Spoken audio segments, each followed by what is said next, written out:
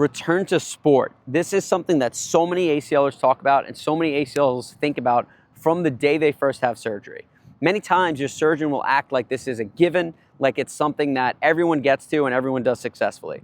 The first thing you need to know is that 88% of ACLers expect to return back to sport at the same or higher level. Unfortunately, the research shows that only 55% do. That means 45% of ACLers are disappointed in that they're not able to return to their sport and it's not meeting their expectations. So how do we do that, right? We make sure that you go through the proper stages. You don't progress based on a protocol, you progress based on criteria and your specific scenario. So what does that mean? You should start with basic strength, moving into more functional strength. You should then move into passing strength testing. So to start jumping and running, you should be above 80 or 83% if it's 1 rep max testing. Strength symmetry, particularly when it comes to the quad. You should have a quiet knee that's not swelling in response to workload. You should have full hyperextension matching the other side. And you should feel day-to-day normal before you start running. Then you need to go through a full run progression before you enter return to sport. Now to enter return to sport, you should be above that 80% strength symmetry. You should have gone through a full run progression. You should be running 2 miles, keeping that full hyperextension, quiet knee.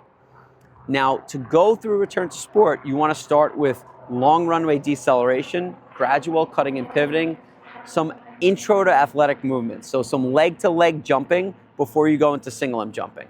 That leg-to-leg jumping is going to prepare you for the rigors of single limb jumping, just like that long runway deceleration, it's going to prepare you for change of directions. Then you're going to work your way into eventually single limb jumping and sharp cutting and pivoting, culminating in single limb jumping focused on power and rate of force development, and then also cutting and pivoting in a more reactive fashion. So what do we mean by that?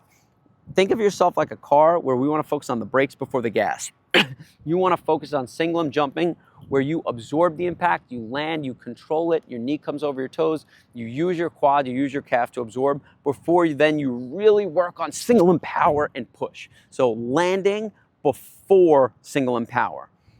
That's how you should progress on the single limb jumping side. On the deceleration change of direction, you want to feel like when you're running, you're actually using your leg, your surgical leg, to decelerate, letting your knee come over your toes, absorbing that force, and using that leg. Even if you go a little bit slower in the sprinting, you want to feel like you're able to use that leg when you pivot, when you plant, when you decelerate, when you change directions. That's critical to reestablishing normalized running and deceleration and change of directions. Your final return to sport is a repeat series of strength tests that you want to be above 90%, ideally 95. And then you also want to go through a series of hop tests where we're looking at single limb hop for distance, a timed 6-meter timed hop, a triple hop for distance, and a triple crossover hop for distance, where you're comparing side to side. Now, you want to be above 90% symmetry on those, ideally above 95% again, but you also should be training both sides as you go through this, so you're improving both sides. Remember that ACLers are twice as likely to re-tear their surgical side, but they're also 5 times more likely to tear their non-operative side. There's 2 ways to prevent that or decrease that risk of re-injury. One is to make sure you train your non-surgical side as well. And then 2 is to make sure that you are doing right by your surgical side, because that's going to prevent that increased load on that non-surgical side.